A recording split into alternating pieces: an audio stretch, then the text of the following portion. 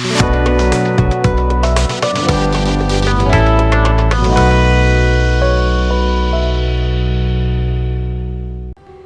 To UK Infotech.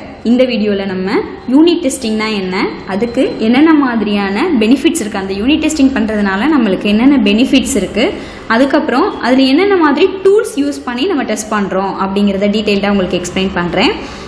Unit டெஸ்டிங்னா என்ன அப்படின்னு பார்த்தீங்கன்னா, ஒரு சாஃப்ட்வேர் வந்து நம்ம டெவலப் பண்ணுறோம் அப்படின்னா அந்த சாஃப்ட்வேர் டெவலப் பண்ணும்போது நம்ம ஒரு யூனிட்டாக, அதாவது ஒவ்வொரு மாடியூலாக நம்ம பிரித்து ஒர்க் பண்ணுறோம். அப்படிங்கிறப்ப ஒவ்வொரு மாடியூலையும் நம்ம டெஸ்ட் பண்ணுறோமா, அந்த நம்ம டெவலப் பண்ண கோடு ஒர்க் ஆகுதா, அதுக்கு தகுந்த அவுட்புட் வருதா அப்படிங்கிறத டெஸ்ட் பண்ணுறது தான் வந்து யூனிட் டெஸ்டிங் அப்படின்னு சொல்லுவாங்க.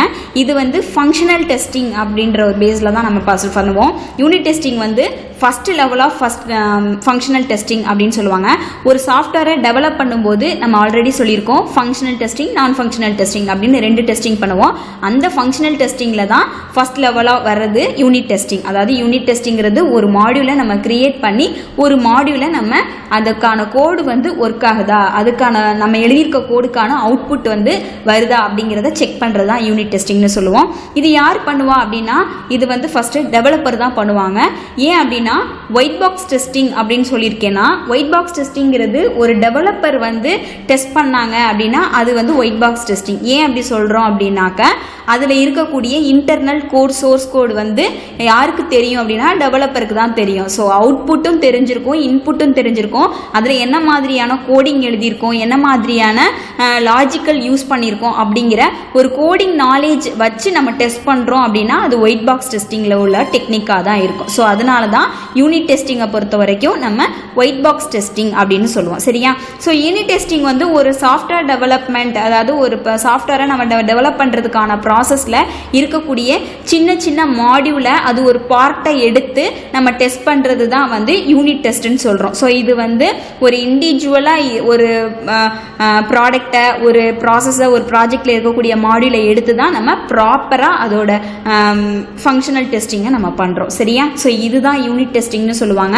யூனிட் டெஸ்டிங்கை பொறுத்த வரைக்கும் எப்படி இருக்கும் அப்படின்னாக்க, ஒரு ஃபஸ்ட்டு பார்த்தீங்க அப்படின்னா ஒரு ஃபங்க்ஷனல் ஒரு சாஃப்ட்வேர் டெஸ்டிங் எடுத்தோம்னா ஃபஸ்ட்டு யூனிட் டெஸ்டிங் தான் பண்ணுவோம். அதுக்கப்புறம் இன்டெக்ரேஷன் டெஸ்டிங் பண்ணுவோம். அதுக்கப்புறம் பார்த்தீங்க அப்படின்னாக்க சிஸ்டம் டெஸ்டிங், அக்செப்டன்ஸ் டெஸ்டிங், அதெல்லாம் வந்து ஆட்டோமேட்டிக்காக அடுத்தடுத்து பண்ணுவோம். சரியா? ஸோ அப்போ ஒரு டெஸ்டிங், அதாவது ஒரு சாஃப்ட்வேரை டெவலப் பண்ணதுக்கப்புறம் ஃபஸ்ட்டு பண்ணக்கூடிய ஒரு டெஸ்டிங் அப்படின்னாக்க அது யூனிட் டெஸ்டிங் தான். இது டெவலப்பர் தான் பண்ணுவாங்க, ஏன்னா உங்களுக்கு தான் அதுக்கான கோட் தெரியும், அதனால. சரியா? சரி, ஓகே. இப்போ ஏன் நம்ம யூனிட் டெஸ்டிங், ஸோ நான் யூனிட் டெஸ்டிங்னா என்னன்னு சொல்லிட்டேன். ஏன் வந்து டெவலப்பர் வந்து யூனிட் டெஸ்டிங் பண்ணுறாங்க அப்படின்னு சொல்லிடுறேன். Why using unit testing. Okay, இப்போ யூனிட் டெஸ்டிங் பண்ணுறதுனால எதுக்கு நம்ம பண்ணுறோம் அப்படின்னா, நம்ம ஒரு கோடு, அதாவது நான் ஒரு மாடியூல் லாகின்னு ஒரு மாடியூல் எடுத்துக்கிறேன். அதில் நம்ம ஒரு கோடு எழுதி நான் கிரியேட் பண்ணியிருக்கேன் அப்படின்னா யூசர் நேம், பாஸ்வேர்டு இது ரெண்டுமே கரெக்டாக கொடுத்தா ஒர்க் ஆகுதா, நம்ம எழுதின கோடு கரெக்டாக ஒர்க் ஆகுதா அப்படிங்கிறத செக் பண்ணி நம்ம ஃப்யூச்சரில் வரக்கூடிய ஒரு டிஃபெக்டை, ஒரு எரரை வந்து நம்ம ஐடென்டிஃபை பண்ணி அதை ரெக்கவர் பண்ணுறதுக்காக நம்ம வந்து யூனிட் டெஸ்டிங் பண்ணுறோம். இன்னொன்று என்ன அப்படின்னாக்க, ரெக்ரெஷன் எரர், அதாவது நம்ம ஃப்யூச்சரில் நம்ம வந்து டெஸ்டிங் டீமில் கொடுத்து அவங்க ஏதாவது ப்ராப்ளம் ஆகி அதுக்கப்புறம் நம்ம இயர்லியாக வரக்கூடிய ப்ராப்ளத்தை வந்து நம்ம வந்து அதை ஐடென்டிஃபை பண்ணி அதை சரி பண்ணுறதுக்காக தான் நம்ம யூனிட் டெஸ்டிங் வந்து யூஸ் பண்ணுறோம். இது யார் யூஸ் பண்ணுறாங்கன்னா, டெவலப்பர்ஸ் வந்து கோடை, அதாவது எரரை வந்து கம்மி பண்ணி நம்ம ரெடியூஸ் பண்ணுறான் அப்படிங்கிறதுக்காக தான் யூனிட் டெஸ்டிங் பண்ணி கொடுக்குறாங்க. சரியா?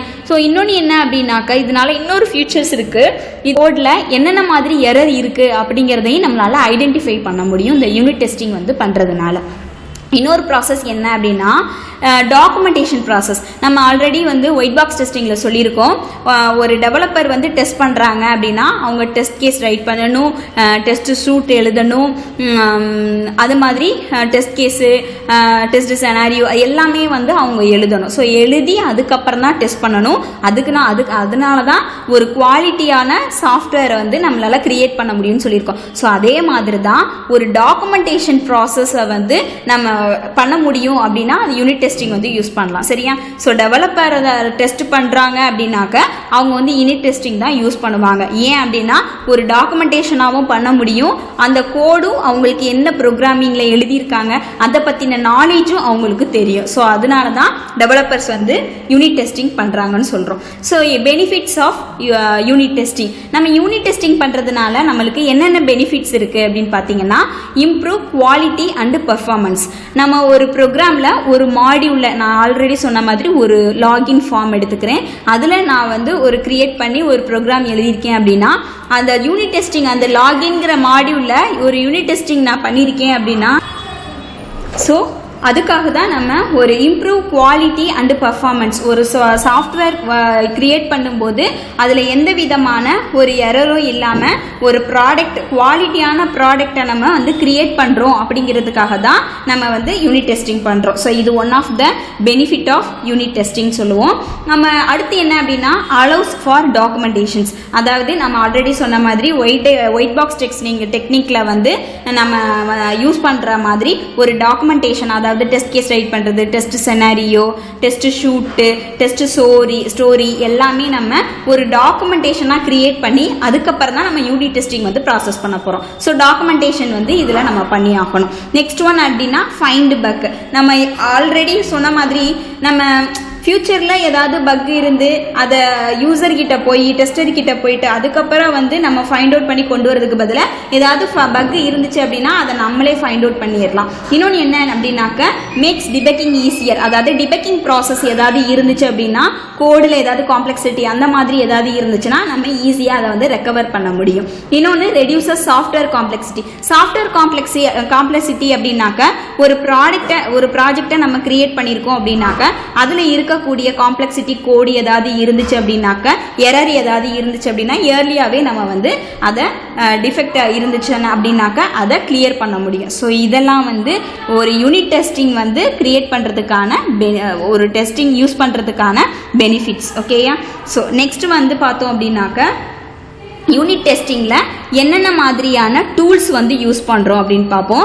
N யூனிட், J யூனிட், டெஸ்ட்-ng, மார்க்கிட்டோ, PHP யூனிட் இதெல்லாம் வந்து யூனிட் டெஸ்டிங் பண்ணுறதுக்கான டூல்ஸ். சரியா? N யூனிட்னா என்ன அப்படின்னாக்க இது வந்து ஒரு வகையான டூலு யூனிட் டெஸ்டிங் பண்ணுறதுக்கு டெவலப்பர்ஸ் யூஸ் பண்ணக்கூடியது. இது ஓப்பன் சோர்ஸு, காமனாக எல்லாருமே யூஸ் பண்ணக்கூடிய ஒரு சாஃப்ட்வேர் தான். இது வந்து .NET அண்டு C# இந்த 2 லாங்குவேஜையும் சப்போர்ட் பண்ணும். சரியா? நெக்ஸ்ட் ஒன் பார்த்தீங்க அப்படின்னா J யூனிட்டும் பார்த்தீங்க அப்படின்னா ஓப்பன் சோர்ஸ் தான். ஃபர்ஸ்ட் ஓப்பன் சோர்ஸ்னா என்ன அப்படின்னாக்க ஒரு சாஃப்ட்வேர் ப்ரோக்ராமோட சோர்ஸ் கோடை வந்து நம்ம யூஸ் பண்ணிக்கலாம், அதை மாடிஃபை பண்ணிக்கலாம், அதுதான் ஓப்பன் சோர்ஸ்னு சொல்லுவாங்க. ஸோ J யூனிட்டும் one of the open source software தான். இது ஜாவா லாங்குவேஜுக்கு வந்து சப்போர்ட் பண்ணும். டெஸ்ட்-ng அப்படிங்கிறதும் ஒரு ஓப்பன் சோர்ஸ் சாஃப்ட்வேர் தான். டெஸ்ட்-ngனா என்னன்னு பார்த்தீங்கன்னா டெஸ்ட் நெக்ஸ்ட் ஜென்ரேஷன், அதை தான் வந்து டெஸ்ட்-ng அப்படின்னு சொல்லுவாங்க. இது ஜாவா அண்டு .NET இது ரெண்டையுமே சப்போர்ட் பண்ணும். மார்க்கிட்டோ அப்படிங்கிறது ஜாவா ப்ரோக்ராம், அதை வந்து அதனால தான் அதை வச்சு தான் நம்ம எழுதியிருக்காங்க. இது ஒரு one of the most open source product தான். PHP யூனிட்டுங்கிறது PHP ப்ரோக்ராமில் எழுதியிருக்காங்க, இதுவும் ஓப்பன் சோர்ஸ் தான். ஸோ இதெல்லாமே நம்ம டெஸ்டிங் அதாவது யூனிட் டெஸ்டிங், ஸோ இதெல்லாம் வந்து யூனிட் டெஸ்டிங் பண்ணுறதுக்கான டூல்ஸ்.